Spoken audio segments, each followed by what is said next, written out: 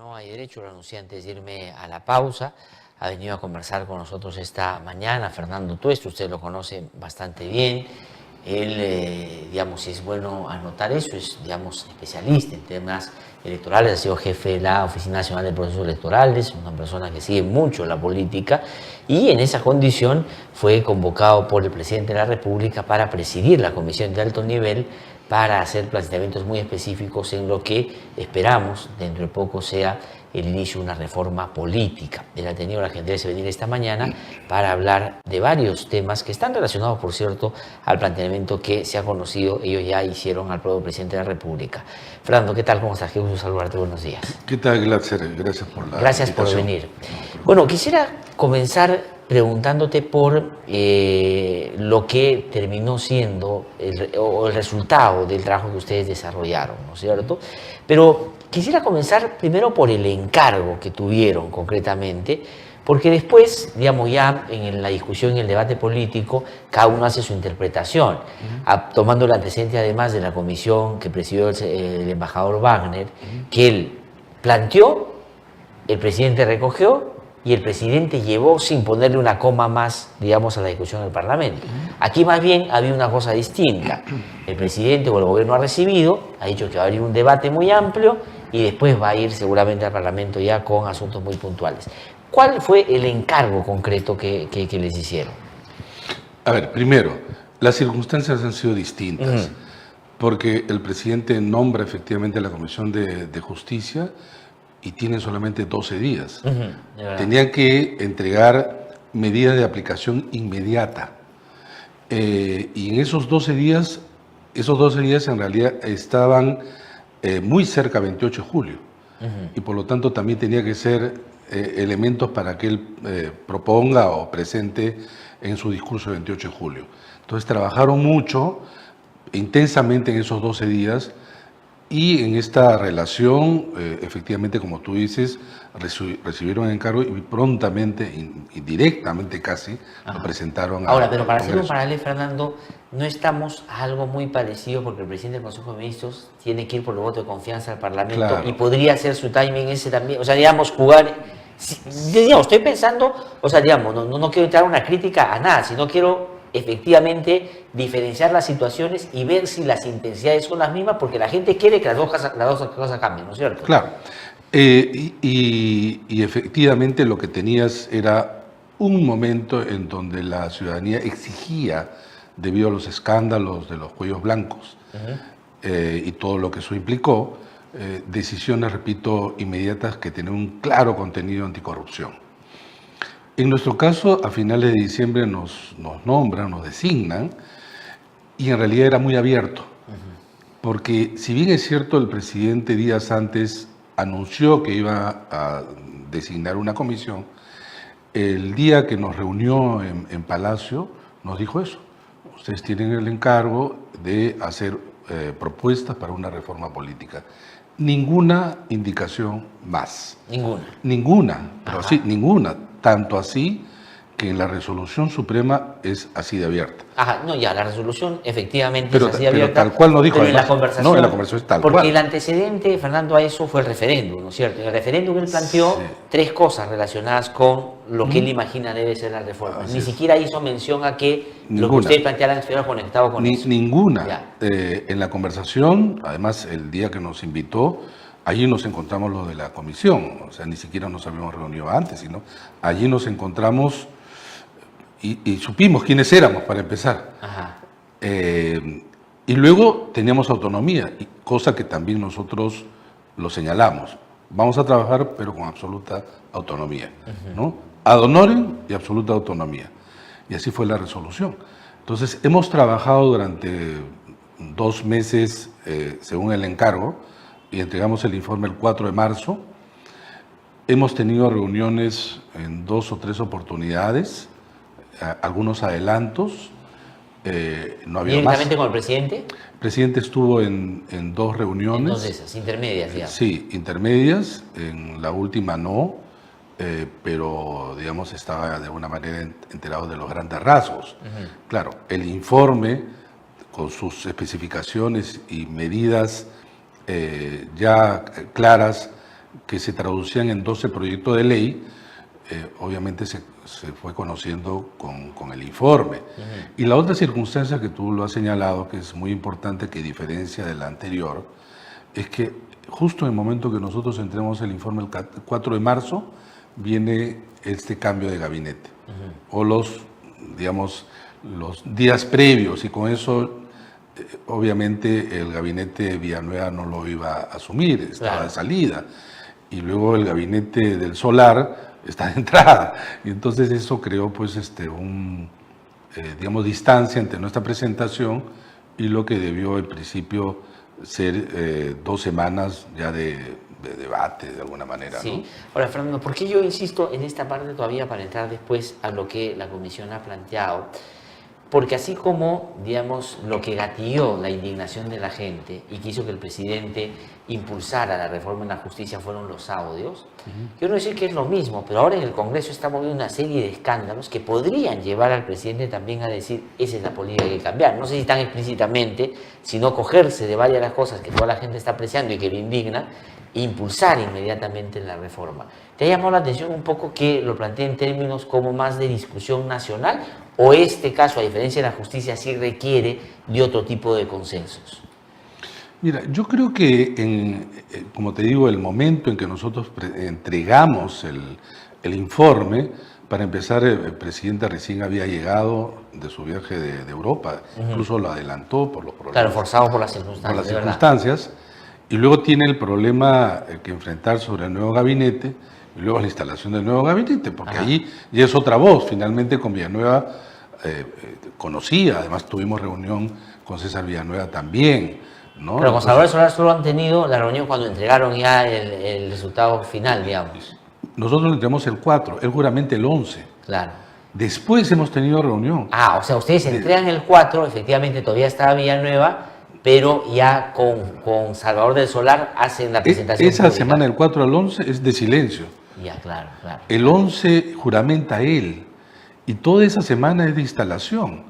Y recién el día que se presentó en la conferencia de prensa, tuvimos una presentación ante el Consejo de Ministros. Es decir, es un gabinete efectivamente nuevo en su composición, bueno, no nuevo, la mitad, pero ya es bastante, ¿no? Para empezar, él, ¿no? Sí, entonces, entonces se reunieron con todo el gabinete. Hicimos una exposición. Una exposición sobre... Una exposición. ¿Y cuál fue el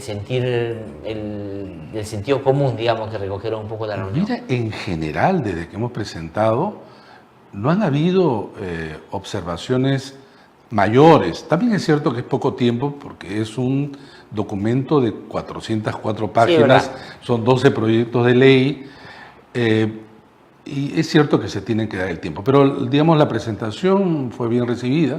Tuvimos luego una reunión y exposición con los viceministros, ¿no?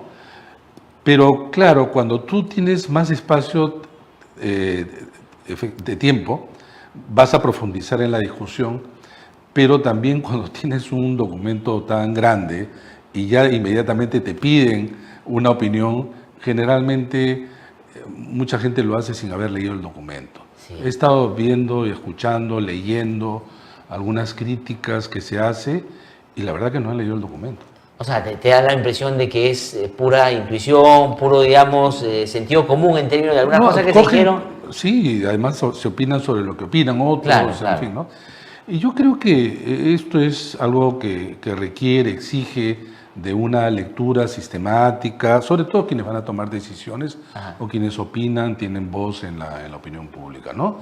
Porque es de suma importancia. He estado escuchando, como te digo, el fin de semana, leyendo también, y algunas cosas que dicen que debiera hacerse están ahí, por ejemplo, ¿no? Entonces, efectivamente, ¿no? Es verdad, es un documento muy largo, yo no he tenido la posibilidad de explicar todo, pero digamos, hay algunos asuntos que son importantes. Pero te llamó la atención en términos de, o se justifica por este cambio en el equipo del presidente de la República, el hecho, y eso lo resaltaron muchos medios, de que Salvador del Solar lo planteara: hemos recibido y este es un insumo que vamos a revisar. Y el presidente vuelve a decir que están evaluando el documento. ¿Te parece que eso expresa digamos, una menor intensidad en términos de la reforma política de la justicia, o te parece que se justifica por todas estas cosas que has mencionado? Se explica en todo Ya, caso, se explica en el sentido de tiene que tener todos los cuidados, pero también muestra una cosa que algunos cuestionaban. Nosotros trabajamos con absoluta autonomía. Si no, ese documento si hubiera sido pues totalmente acordado, dirigido, ya lo hubieran asumido. No, eso está claro. ¿No? O sea, a mí me parece que ese es un elemento que además, a mí en lo personal me parece que va al presidente que se tome su tiempo. Sí, Tan claro. independiente es que Sí. no lo quiere avalar totalmente. Exacto. Pero justamente por eso te pregunto, porque esto es importante, digamos, tú que no solo has sido parte de esta comisión y la has liderado bien, sino que lees la política. Y estas cosas tienen que ver con los tiempos. Sí, Si no claro. se hacen en el tiempo donde, digamos, la ola está así, es bien difícil, Sí. más allá que tenga buenas intenciones. Sí, la reforma política en general ha ido creciendo en interés, ha sido parte de la agenda pública, pero ahora ha llegado a sus niveles mayores, como Ajá. de la comisión, en el sentido de ya se espera que esto sea el camino para reformar nuestra política en el país. Pero en la opinión pública evidentemente no calza. Y es muy fácil que este interés decaiga de parte de las élites. Ajá. ¿Por qué? Por situaciones, por ejemplo, las Bambas, ahí tenemos un serio problema. Sí, bueno, sí. De repente en salud, educación, siempre puede ser sentido que eso debe postergarse, Ajá. ¿no? Porque es mucho más complejo, porque además los políticos leen el informe como si fuera parte de su hoja de ruta de vida también. Sí. ¿No? Entonces, Claro, lo leen desde su interés, pues. Desde su interés, Claro. y es entendible aquí en cualquier parte. Claro. Lo único que estamos diciendo es que las medidas que se toman son del 2021 para adelante. Ajá. No estamos interesados, y así es clarísimo en el informe, aun cuando he escuchado a alguna persona por ahí que dice lo contrario, pero para nosotros ha sido claro que no queremos que ninguna medida sea tomada, salvo alguna excepción, en el curso de lo que va de este gobierno, por una sencilla razón. Cuando tú tienes un documento de esa naturaleza, nuevamente tú estás leyendo bajo tu interés. Si es que es así, no hay reforma que pueda prosperar. Por eso es que nosotros colocamos que son para las elecciones de 2021 y para los cuerpos nacidos de aquella elección en adelante, ¿no? Ajá, de acuerdo. Entonces, ¿tú crees que para darle o imaginar los tiempos que se está tomando el gobierno, va a haber un debate y todo, pero la presentación del presidente del Consejo de Ministros por el voto de confianza debería ser el momento en el que se mande la señal ya nítida? Porque si no lo hace así, dirías que ya estamos en un momento donde le han bajado el tono. Mira, personalmente, acá no involucra a la comisión, ¿no? Yo creo que es un día clave. 4 de abril entiendo que va a ser la presentación. En esa presentación tienen que decir algo. Ese algo, entiendo yo, es un buen momento para que presenten los proyectos de ley, algunos, todo sería lo extraordinario de nuestra parte, pero bueno, ellos tienen que evaluar, ¿no? Creo que es un buen momento. Si no, ¿en qué momento? Ya es avanzado. Hemos dicho reiteradamente, incluso desde el momento en que nos designaron, que ciertamente hay un tema de tiempo que se tiene que considerar. No es que estamos presionando, ni mucho menos, hemos sido muy respetuosos con el Congreso, con los partidos, hacerles acordar que hay una ley que sostiene que no se pueden modificar las normas electorales un año antes de la elección. Claro, es decir, si no se hace este año, ya no se va a hacer, ¿no es cierto? Claro, abril del 20. O sea, tiene que ser este año. Sí. Ese es solamente, digamos, observar que ahí tú tienes un tema de plazo. Ahora, el Ejecutivo debería tener clarísimo eso, ¿no es cierto? Porque sí, a estas alturas entiendo que ya, de alguna manera, además lo hemos dicho en diversos momentos, ¿no? Ajá. Que se tiene solamente estas 2 legislaturas, porque de los 12 proyectos de ley, 4 son de reforma constitucional, a eso me refiero. De acuerdo, claro, justamente que requiere esa doble legislatura. ¿Tú encuentras una clara contradicción entre lo que plantea la Comisión en términos de la bicameralidad con lo que plantea el presidente de la República en diciembre en el marco del referéndum, donde él cambia de opinión, porque inicialmente dice yo estoy de acuerdo con la bicameralidad, pero después dice no, me han contrabandeado dos cosas que a mí me parece son peligrosas y por lo tanto ya no votemos por esa bicameralidad. Hay contradicción porque han dicho el presidente que la comisión le ha enmendado la plana. Inclusive han dicho, ay, que salga pues ahora a decir que no le gusta la bicameralidad cuando la comisión le ha dicho que es una de las cosas importantes que plantea. Mira, nosotros estamos convencidos de la bicameralidad, pero una cosa es lo que nosotros pensemos. Nosotros recorrimos y visitamos a las 10 bancadas. Nos reunimos con todos los partidos que no tienen representación en el Congreso, sociedad civil, en el Acuerdo Nacional, en fin, hemos tenido N reuniones y en eso el tema recurrente, frecuente, la bicameralidad. Ajá. Todos, absolutamente todos. ¿Están de acuerdo? Están de acuerdo, absolutamente todos, Glatzer. Sí. Incluso no, yo estoy de acuerdo también. Claro, el tema entonces es la oportunidad. Sí. Y ahí viene la oportunidad relacionada con el referendo. Claro. O sea, ese es el problema, ¿no? Entonces... O sea, el referéndum, Fernando, impide que los 2 años siguientes se pueda, digamos, volver a discutir el tema, ¿no es cierto? En términos... No. Nosotros creemos, y esta es una interpretación también válida, que cuando se dice 2 años, lo dice en la ley 26300. Ajá, que es la ley de los derechos de participación y control ciudadano.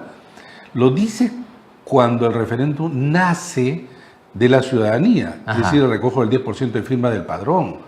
Entonces, cuando se presenta un proyecto de ley de reforma constitucional que nace de allí y, digamos, pasa a referéndum y se niega, entonces tiene que pasar 2 años. Pero este referéndum nace por iniciativa del Ejecutivo, que es otro camino. De acuerdo. Entonces, ahí no se requiere la exigencia de, digamos, los 2 años. Se podría hacer... Varios constitucionalistas, el mismo Domingo García Belaúnde, que digamos ha sido incluso crítico a la propia comisión, ¿no? En algún momento, ha señalado que esto es posible. El ex magistrado también Urbiola, sí, otros más, sí he visto, pero a lo que quiero ir con esto es a lo siguiente, ¿no? El presidente de la República en diciembre, previo al referéndum, él dice, yo no voy a votar por la cuarta reforma, porque había 2 puntos que él dice que no eran correctos. Uno que era el tema relacionado con, digamos, que dejaba sin mecanismo de defensa al Ejecutivo en torno a lo que podría ser el Congreso. Eso ustedes lo corrigen también en la reforma, porque ustedes eliminan el voto de confianza y digamos, plantean inclusive que no haya censura, en fin, todas estas cosas. Corregido eso es compatible con el presidente decía. Lo quiero saber si hay una contradicción con el presidente no, pues o no. Es que, a ver, cuando tú dices no reelección es muy claro, ¿te religes o no te religes? De acuerdo. Cuando tú dices bicameralidad, hay N posibilidades de bicameralidad. Entonces, cuando alguien dice, hemos votado contra la bicameralidad, no, han votado por ese proyecto de ley de ese tipo de bicameralidad. Esa versión de la bicameralidad. De esa versión de la bicameralidad. La comisión plantea otra. Variaciones, obviamente. Significativas. Uno, no hay posibilidad de reelección. En el otro, recuerdas que... Quedaba la duda. O sea, que podía ser una reelección encubierta. Así digamos. es, ¿no? 2, mantenemos el presupuesto de esta Parlamento unicameral, 0.45% del presupuesto nacional de la República. O sea, no más gasto. No más gasto. Ya. Y eso es importante para sin la duda, ciudadanía. Sin duda. 3, retiramos aquellos artículos que fueron motivo de esta diferencia y agregamos otros. Entonces, creo que es una propuesta mejorada, ¿no? Consideramos que es una propuesta mejorada que acoge, además, dentro de las visitas que hemos tenido a los grupos parlamentarios, lo que ellos también estarían dispuestos a aceptar. Entonces, acá hay interés de parte del Ejecutivo y de parte del Congreso. El único tema es que se pongan de acuerdo, digamos, y en qué momento es lo conveniente, ¿no? Nosotros creemos de que debe hacerse ahora y explicar a la opinión pública, porque ese es el otro tema, del porqué de esta decisión. Entiendo que estamos pues en un momento no tan fácil para el gobierno como fue julio del año pasado. También hay problemas en el Congreso, pero la propuesta nuestra, por eso, como tú bien has señalado, tiene esa particularidad que lo hace distinto a lo que se preguntó en diciembre del año pasado. Pero ¿sabes? Dices, además son 50 artículos que se cambian de la Constitución. Sí, pues, sí, no es un artículo, lo de reelección es clarísimo, ahí no hay. Ya, pero digamos, ya en el juego político ha visto cómo está cada uno sacándole provecho al tema, claro, ¿no es cierto? Uno buscando la protección del presidente. Así es. Pero digo, entonces no es incompatible el hecho de que hoy día la Comisión plantee una bicameralidad con lo que hizo el presidente de la República en diciembre. Que podría...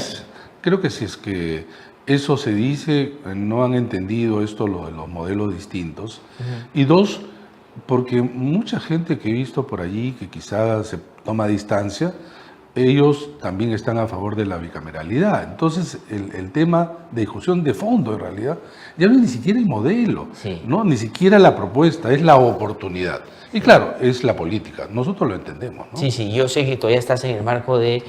Ya no eres parte de la comisión porque ya terminó el trabajo, ya no existe la comisión, pero digamos, hay que ver ya la viabilidad política. Y claro, parecería, yo escucho a los parlamentarios, inclusive algunos que han venido acá a conversar conmigo, creo que están tratando de como buscar alguna justificación para no avanzar en lo más importante. Ahora, mira, ¿sabes qué? Si eso lo hace un año, se acabó, no hay, como tú dices. Claro, ahora, mira, hemos conversado con los parlamentarios, todos están a favor, pero hay algo que ellos mismos nos dijeron, te digo, en diferentes bancadas. Nos dijeron, mira, ya nosotros no nos vamos a poder reelegir, lo ideal sería sacar esto adelante, ¿no? Dejar un buen modelo, pero claro, tienen que actuar en consonancia, ¿no? Bueno, pero sus partidos siguen vigentes y van a participar sin ellos en las elecciones. Sin duda. Y ahí probablemente ese interés que ellos expresan ahora no es el que comparten los que quieren venir. Entonces, es difícil, pues. Pero ahora los que mandan en los partidos, los que tienen decisión, los que están en el Parlamento. Son los que están. Sí, o sea, son porque los que votan. No hay... Son los que votan. Claro, no, y inclusive no se sabe quiénes están fuera de ellos, porque los partidos no tienen militantes. Que es parte de los problemas. No, y lo que ustedes creo que resuelven el tema de acceso, por ejemplo, ¿no es cierto? Acceso y cancelación. Eso me parece que es claro. Eso es fundamental. Pero ¿cómo hacemos, Fernando? Tengo que terminar porque sé que tienes que irte a dictar clases de más. Solamente una pregunta. ¿Cómo hacemos para que eso que es importante y que no necesariamente tiene que ver con la bicameralidad no se termine dejando de hacer por plantear el debate de la bicameralidad? Porque si tú centras solo en la bicameralidad, no vas a avanzar lo otro. La bicameralidad es importante, es fundamental, pero como tú bien dices, si esto arrastra el no discutir los otros temas, el 2021, y no hay que ser un pitonizo, va a ser más de lo mismo. Sí, pues. Más de lo mismo. O sea, de los 12 proyectos de ley, por ejemplo, lo que tú acabas de señalar, uno que es el tema de la inscripción, cancelación de los partidos políticos, es el punto número 1. Es el punto de partida. Si no arreglas esto, ya olvídate incluso el tema de la bicameral. Eso va a permitir, solamente para que nos siguen, que, digamos, las exigencias para el acceso a ser partido ya no sean las firmas.